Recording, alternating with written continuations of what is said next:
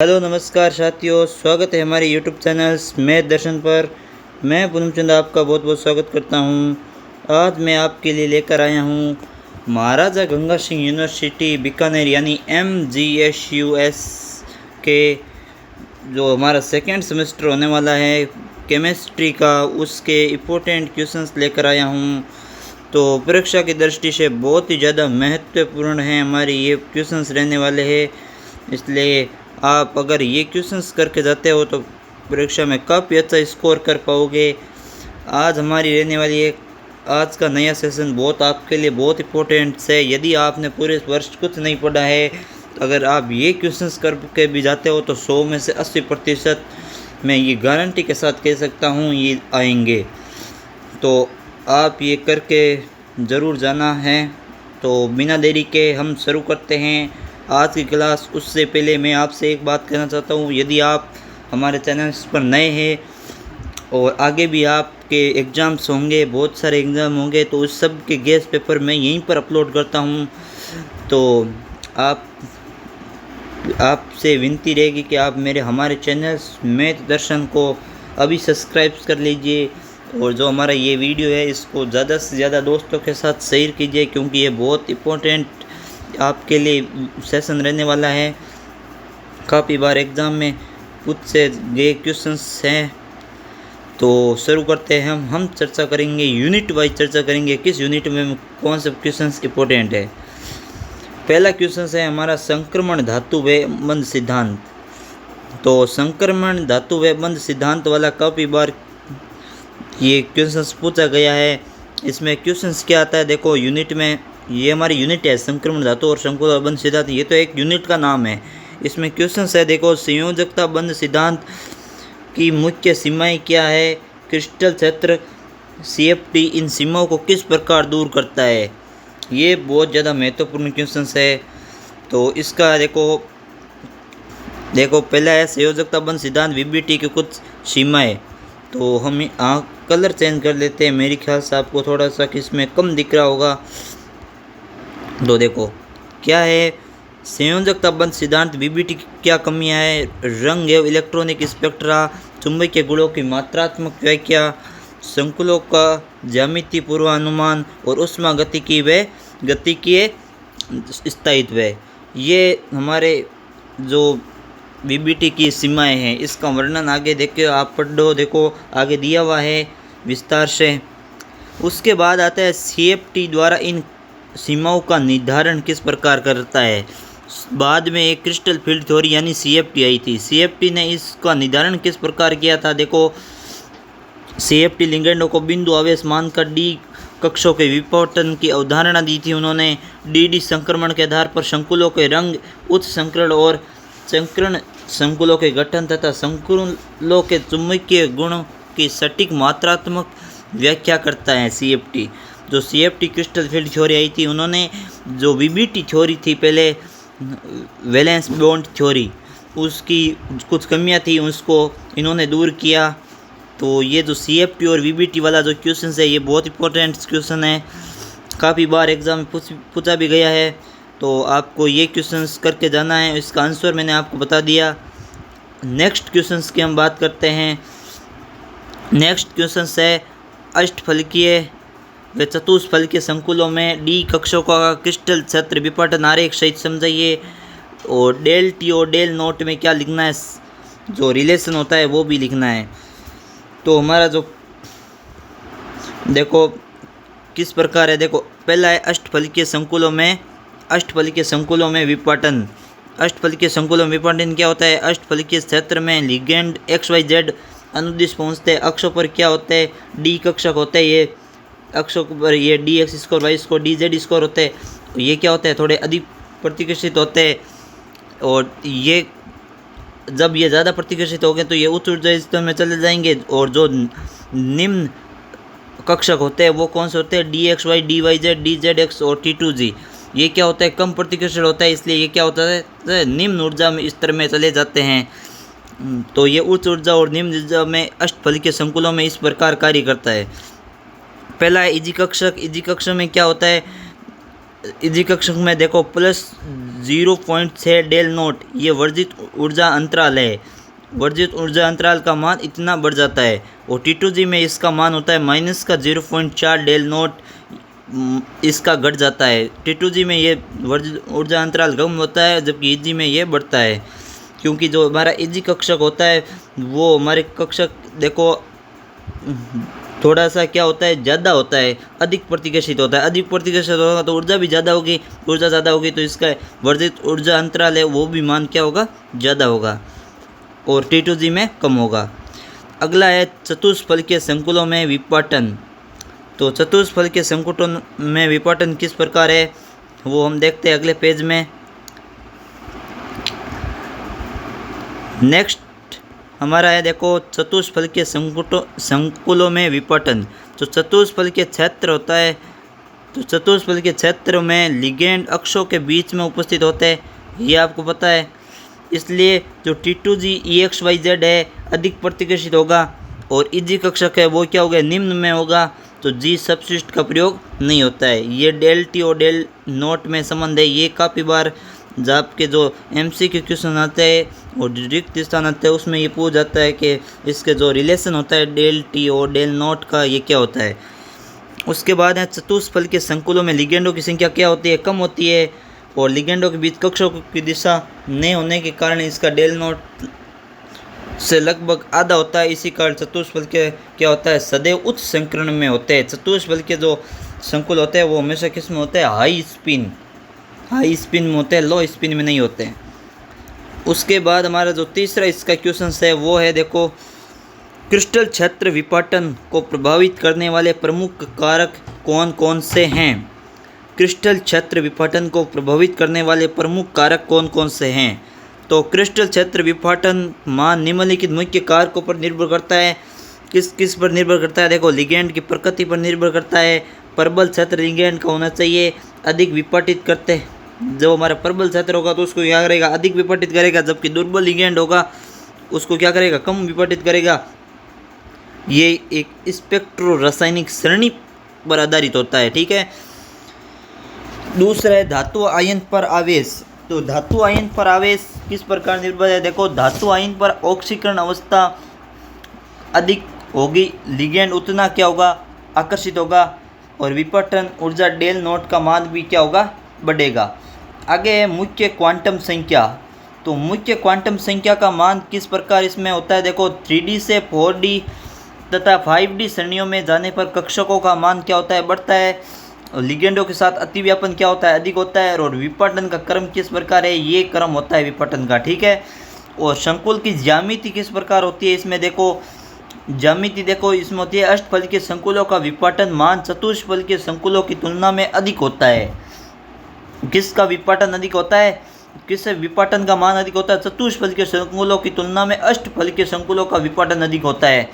यानी del orthogonal, ये del ओ का अर्थ होता है ये ऑर्थोगोनल, और डेल टी यानी ये टेट्रा यानी चतुष्फलकीय, और ऑर्थोगोनल यानी अष्टफलकीय है। तो अष्टफलकीय का मान क्या होगा, ज़्यादा होगा।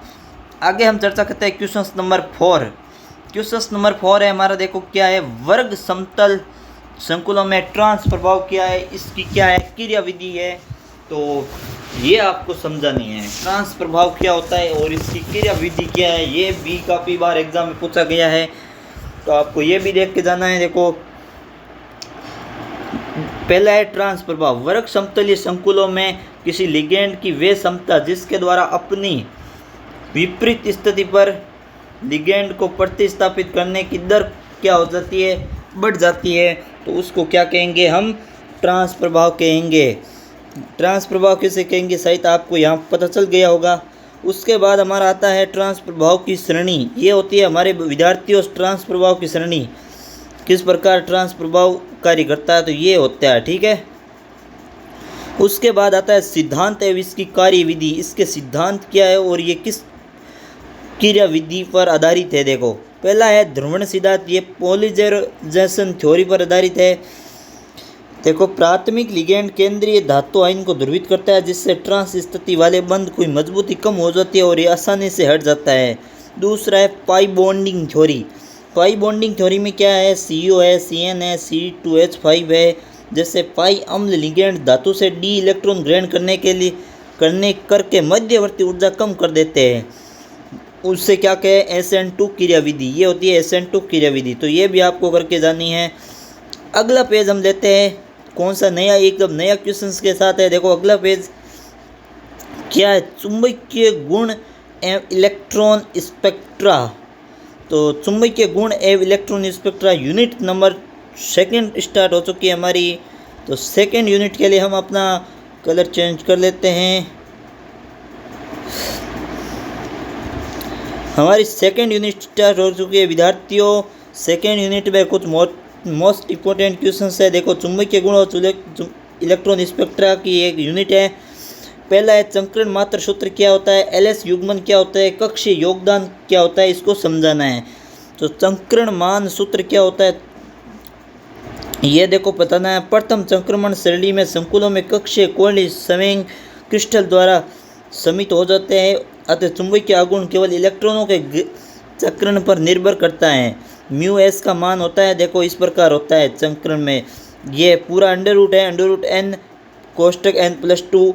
ये Bm का अर्थ होता है बोर मैग्नेट्रॉन, ये दे रखा है मैंने आपको। देखो इसकी इकाई होती है आपकी बोर मैग्नेट्रॉन।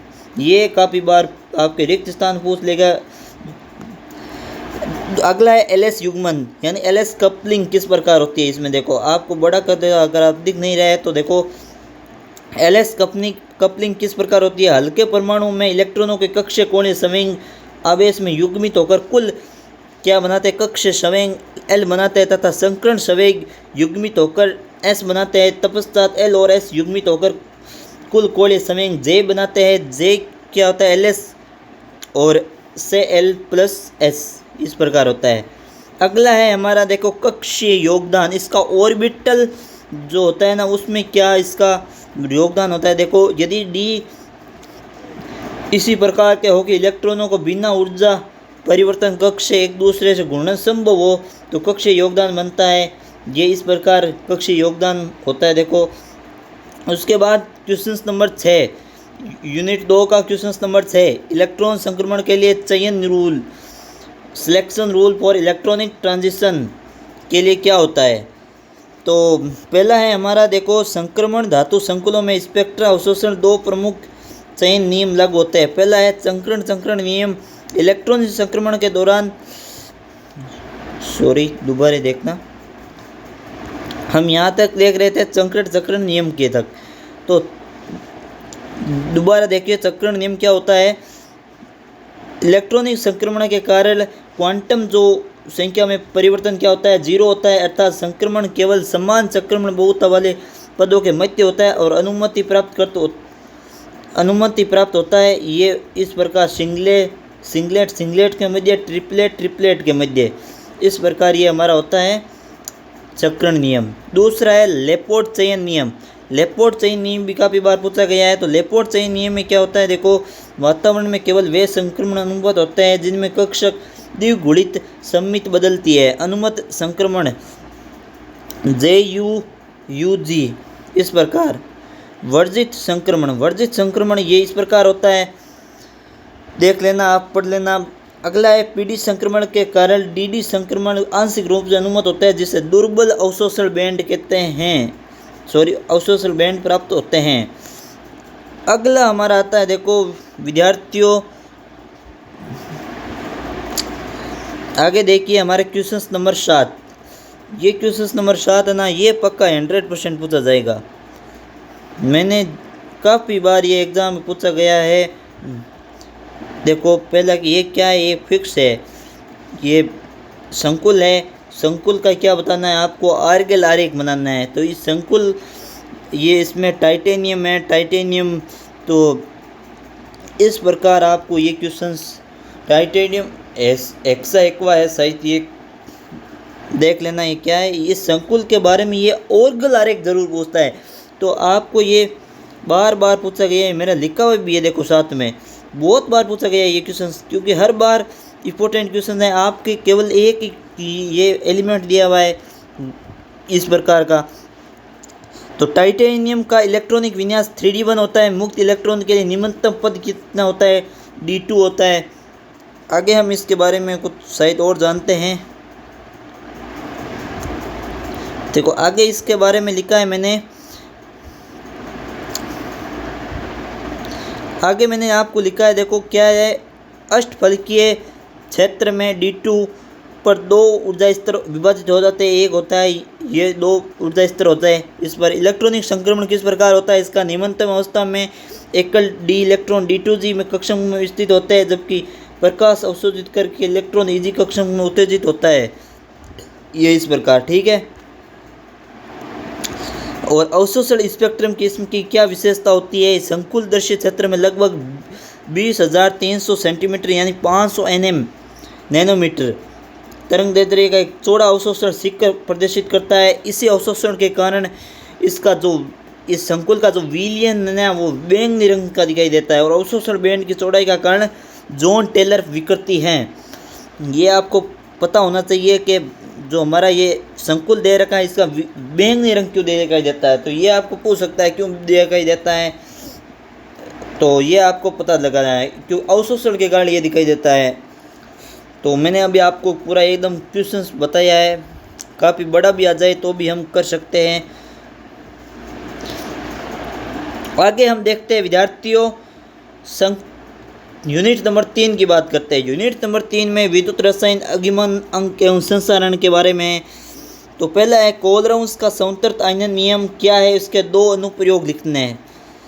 पहला है कोलराउस नियम क्या है? तो अनंत अनुदा पर जब विद्युत अपघट्य का वियोजन पूर्ण होता है तो प्रत्येक आयन विद्युत अपघट्य की कुल तुल्यांक की चालकता अपनी निश्चित योगदान देता है, तो दूसरे आयन की प्रकृति पर निर्भर नहीं करता। ये इस प्रकार। अगला है प्रमुख इसके अनुप्रयोगों के बारे में। अनुप्रयोग क्या है? देखो विद्यार्थियों, दुर्बल विद्युत अपघट्य नोट की गणना किस प्रकार किया गया है और वियोजन मात्रा डेल की गणना ये किस प्रकार की है, मैंने आपको पूरा आगे लिखा हुआ है इसके अनुप्रयोग है, तो ये आपको करके जाना है। ये देखो ये इम्पोर्टेंट है, ठीक है। उसके बाद हम चर्चा करते हैं अगले क्वेश्चन नंबर 9। विद्यार्थियों क्वेश्चन नंबर 9 क्या आ गया है? हिटोर्फ विधि बहुत इंपॉर्टेंट क्वेश्चन है, इसे आप अभी मोस्ट कर लीजिए, बहुत ज़्यादा काफ़ी बार पूछी गई है। हिटोर्फ विधि ये क्या होती है इसके बारे में देखो। अभिगमन अंक होता है इसके अंदर, ट्रांसपोर्ट नंबर होता है इसके अंदर। देखो तो किसी धनायन द्वारा ले गई विद्युत धारा का वे अंश जो कुल धारा के सापेक्ष होता है उस आयन को क्या कहते हैं? अभिगमन अंक कहते हैं। ये अभिगमन अंक का फॉर्मूला होता है। हिटोर्फ विधि का सिद्धांत कि ये सिद्धांत क्या होता है आगे देखिए अगले पेज में। अगला है विद्युत अपघट्य के दौरान इसका देखो सिद्धांत है। ये हमने हिटोर्फ विधि थी ना, उसका सिद्धांत है ये। देखो विद्युत अपघट्य के दौरान क्या है? आयनों की सांद्रता में आई कमी उन आयनों की गतिशीलता के समानुपाती होती है और उस कक्ष से क्या है दूर चले जाते हैं। ये होता है इसका सिद्धांत। एनोड कक्ष में सांद्रता की कमी होती है, किसके समानुपाती होता है? म्यू के। तथा कैथोड में सांद्रता की कमी होती है, ये सॉरी म्यू नहीं है, यू है, यू नेगेटिव और यू प्लस पॉजिटिव, ठीक है। तो इसके इक्वल इसके समानुपाती होती है। सांद्रता में जो कमी आती है ना वो म्यू नेगेटिव और म्यू पॉजिटिव के इक्वल होती है। तो ये आपके लास्ट में फॉर्मूला निकल के आता है T प्लस एनोड कक्ष में ग्राम तुल्यांक की कमी, ये अपोन में सिल्वर कॉपर वोल्टमीटर में निष्पेक्षित ग्राम तुल्यांक। अगला है सांद्रता सेल क्या है? तो सांद्रता सेल क्या है? द्रव्य संधि विभव तथा संसारण के सिद्धांत को समझाना है। तो ये क्या होता है? देखो पहला है सांद्रता सेल, ऐसे विद्युत रासायनिक सेल जिसमें रासायनिक अभिक्रिया नहीं होती है बल्कि सांद्रता अंतर के कारण विद्युत वाहक बल उत्पन्न करते हैं। पहला है अभिगमन रहित क्या होता है? ये दो अर्ध सेल सीधे संपर्क में नहीं आते, लवण सेतु के द्वारा जुड़ते हैं। अभिगमन युक्त क्या होता है? दो विलयन सीधे संपर्क में आ जाता है तो ये अभिगमन युक्त होता है। द्रव्य संधि विभव क्या होती है? जब दो भिन्न सांद्रता वाले विलयन परस्पर संपर्क में आते हैं तो विभिन्न गतिशीलता वाले आयनों के विसरण के कारण सीमा पृष्ठ पर विभवांतर उत्पन्न होता है, जिससे क्या कहते हैं? भी कहते हैं और इसे लवण सत्तू का उपयोग करके समाप्त किया जाता है। लवण सत्तू क्या होता है? कैल्शियम क्लोराइड होता है लवण सत्तू, यह आपको ध्यान रखना है। लवण सत्तू मैंने आपको दे रखा है, देखो कोष्टक में, कैल्शियम क्लोराइड का उपयोग करके समाप्त किया जा सकता है। तो ये होता है हमारा लवण से द्रव्य संधि विभव। उसके बाद आता है संसारण की वैद्युत रासायनिक क्रियाविधि। तो संसारण की वैद्युत रासायनिक क्रियाविधि बच्चों क्या होती है? लोहे पर जंग लग गया तो एक क्या है? विद्युत रासायनिक क्या होती है? परिघटना होती है। किसके कारण लगता है लोहे में जंग? बताओ। नमी और CO2 की उपस्थिति में लोहे की उपस्थिति पर एक छोटा गैल्वेनिक सेल बन जाता है, ये होता है ना, नमी और CO2 के कारण लगता है। एनोडिक क्षेत्र में शुद्ध लोहा ऑक्सीकृत होता है। कैथोडिक क्षेत्र में क्या होता है? O2 से H अपचयित होता है। अंतिम उत्पाद जल योजित फेरिक ऑक्साइड बनता है। ये होती है हमारी जो यूनिट थी उसका लास्ट पेज आ गया है हमारा। देखो आज का 1 बाय 1 हम क्लियर करते हुए चल रहे हैं हम क्वेश्चनों को। ये भी हमारा जो क्वेश्चन था उसका आगे का जो पार्ट है। देखो, जब और तो पैरा स्थितियों पर इलेक्ट्रॉन आकर्षित करने वाले उपस्थित होते हैं तब जो हमारा पहला पद है, दूसरा पद है, ये किस प्रकार काम करता है? देखो, पहला नाभिक शनि आक्रमण करता है, एक ऋणावेशित मत्स्यहार संकुल बनाता है। उसके बाद क्या होता है? हैलाइड आयन निकल जाता है और प्रतिस्थापित उत्पाद बनाता है। उसके बाद विद्यार्थियों विलोपन योगात्मक विधि। विलोपन योगात्मक विधि क्या होती है? जब कोई संक्रियक समूह न हो, अत्यंत प्रबल सार का उपयोग किया जाता है। जब कोई क्या है, कोई संक्रियक यानी किसी के साथ क्रिया नहीं करने वाला, वो समय नहीं और कोई और हो, प्रबल सार हो कोई, तो प्रबल सार क्या होता है? NH2 और द्रव्य NH3, ये होता है प्रबल सार। तो इसका विधि से किस प्रकार उपयोग किया जाता है? पहली है, देखो, विलोपन में किस प्रकार होता है? और तो प्रोटॉन हटाता है और हैलाइड निष्कासित होकर अत्यंत सक्रिय त्रिबंध युक्त मध्यवर्ती बेंजाइन बनाता है। और दूसरा है बेंजाइन पर नाभिक शनि का योग होता है जिसे सिने प्रतिस्थापन उत्पाद भी प्राप्त होता है। ये होती है हमारी, देखो, 11 नंबर क्वेश्चंस था, ये हमारा कंप्लीट होता है। अब आता है 12 नंबर क्वेश्चंस। इसके लिए हम कलर चेंज कर लेते हैं अपना पेन का, ताकि आपको एकदम आसानी से सीख जाए, मिल जाए। एकदम क्लियर करते हुए चल रहे विद्यार्थियों। यहाँ तक मेरे ख्याल से आपको किसी प्रकार का कोई भी डाउट नहीं होगा, क्योंकि हम 1 बाय 1 क्वेश्चनों के आंसर प्रोवाइड कराते हुए चल रहे हैं, ताकि आपको सबको बिल्कुल क्लियर एंड हो, ताकि आगे जो हमारे विद्यार्थी आएंगे वहाँ पर जाएंगे तो काफ़ी अच्छा स्कोर कर पाएंगे। मुझे ये उम्मीद है। तो आप इस जो मैंने अभी आपको बता रहा हूँ आपको पढ़ते रहिए। तो चालू रखते हैं अपनी क्लास को, आगे बढ़ाते हैं। देखो, अगला हमारे 12 नंबर क्वेश्चन है, वो क्या है?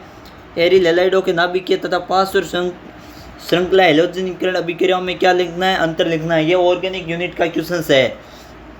ये काफ़ी बार पूछा गया, तो मैंने आपको ये भी डाला है ताकि आप देख लीजिए इस क्वेश्चंस को भी किस प्रकार है। इसमें क्या टोलुइन का हैलोजनीकरण का उदाहरण मैंने समझाया गया। टोलुइन का हैलोजनीकरण किस प्रकार है? तो पहले देखो, टोलुइन का हैलोजनीकरण में एक होता है नाभिक के प्रतिस्थापन, एक होता है पार्श्व श्रृंखला प्रतिस्थापन। तो नाभिक के प्रतिस्थापन क्या है? देखो, Cl2 प्लस हैलोजन वाहक, इसमें अभिकर्मक होता है नाभिक के प्रतिस्थापन में। और पार्श्व श्रृंखला अभिकारक में इसमें Cl+2 सूर्य का प्रकाश क्या होता है? इसमें अभिकर्मक होता है। तो उसमें इसकी क्रियाविधि किस प्रकार है? देखो, इलेक्ट्रॉन संयनी एरोमेटिक प्रतिस्थापन होता है। इसमें क्या होता है? मुक्त मूलक प्रतिस्थापन होता है।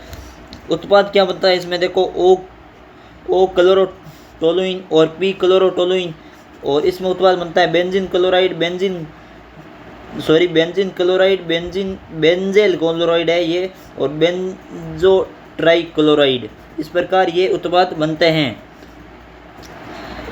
तो ये हमारा है। देखो, अभी मैं लास्ट क्वेश्चन है, ये आपका क्या है? ये काफ़ी बार क्वेश्चन पूछा गया है। DDT और जो BHC का संश्लेषण है उसके बारे में रासायनिक क्रियाविधि है, वे संरचना है, ये काफ़ी बार एग्ज़ाम में पूछी गई है। तो आपको ये डीडीटी क्या होता है और जो बीएचसी क्या होता है इसके बारे में पढ़ के जाना है। इसका पूरा नाम होता है देखो पीपी डाइक्लोरोडाइफेनिल ट्राइक्लोरोएथेन, और जो बीसीएससी होता है उसका पूरा नाम होता है बेंजीन हेक्साक्लोराइड।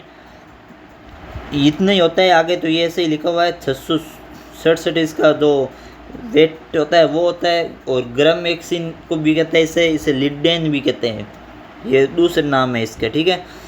तो इसका संश्लेषण देखो, संश्लेषण क्या है, संदर H2SO4 की उपस्थिति में क्लोरन को क्लोरोबेंजीन के साथ गर्म करने पर क्या बनता है, डीडी बनता है, डीडीटी बनता है।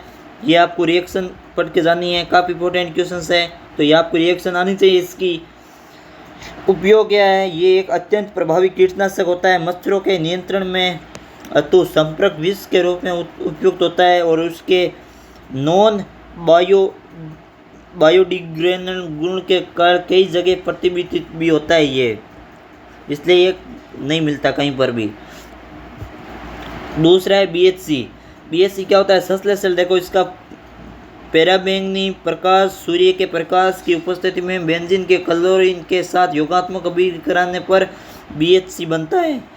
बीएचसी देखो C6H6 + 3Cl2 C6H6Cl2 इस प्रकार होता है। समावेवी उपयोग किस प्रकार, इसमें 9 त्रिविम समावेवी होता है, जिनमें अल्फा समावेवी गामा समावेवी सर्वाधिक कीटनाशक सक्रियता रखता है, जिसे गैमेकेसिन और लिंडेन भी कहते हैं इसे। मैंने कहा था ना ये दूसरे नाम है, तो ये देखो मैंने आपको लास्ट में लिखे भी है। कृषि में कीट नियंत्रक तो इसे क्या कहता है, प्रयुक्त किया जाता है इसको। तो इस प्रकार हमारी जो ये लास्ट क्वेश्चन था ये हमारे हो गए। लास्ट में शुभकामना भी आ गई, देखो लिखा हुआ भी है, मैंने इस गैस पेपर में आपकी परीक्षा की दृष्टि से तैयार किया गया है, सभी प्रश्नों एवं उनके समीकरणों को भली भांति याद कर ले। तो ये आपके जो गैस पेपर था, ये मैंने आपको गैस पेपर पूरा सॉल्व करवा दिया यहाँ पर। तो अभी हम देखो वापस पहले पेज की ओर चलते हैं। देखो विद्यार्थियों, महाराजा गंगा सिंह विश्वविद्यालय यानी MGSU के यदि आप सेमेस्टर 2 के स्टूडेंट हों और आपके भी केमिस्ट्री का पेपर अभी है, तो आप हमारे चैनल्स पर आके या आप हमारा ये वीडियो देख सकते हो। इसमें मैंने आपको बहुत सारे इंपॉर्टेंट क्वेश्चंस करवाए हुए हैं। अभी मैंने आपको 1 बाय 1 करके हर क्वेश्चंस का आंसर बताया हुआ है। तो मेरी गारंटी है ये 100 में से 80% आपके यही क्वेश्चंस आएंगे। तो यदि आप हमारे चैनल्स पर नए हैं, अभी भी आपने हमारा चैनल सब्सक्राइब नहीं किया है, तो जाते जाते हमारा चैनल सब्सक्राइब कर लीजिए, ताकि आने वाली जितनी भी इन्फॉर्मेशन, महत्वपूर्ण इन्फॉर्मेशन है, वो आप तक सीधी आ जाए। और हमारा जो ये वीडियो बनाया है, अभी वीडियो है, इसको आप ज़्यादा से ज़्यादा लोगों के साथ शेयर कीजिए, अपने साथियों, अपने दोस्तों के साथ, कॉलेज में या कहीं पर एकेडमी में, तो वहाँ पर शेयर कीजिए, ताकि वो भी इस गैस पेपर को पढ़ के काफ़ी अच्छा स्कोर प्राप्त कर सके। तो हम मिलते हैं हम अगली क्लास में, तब तक के लिए आपका बहुत बहुत धन्यवाद। जय हिंद, जय भारत।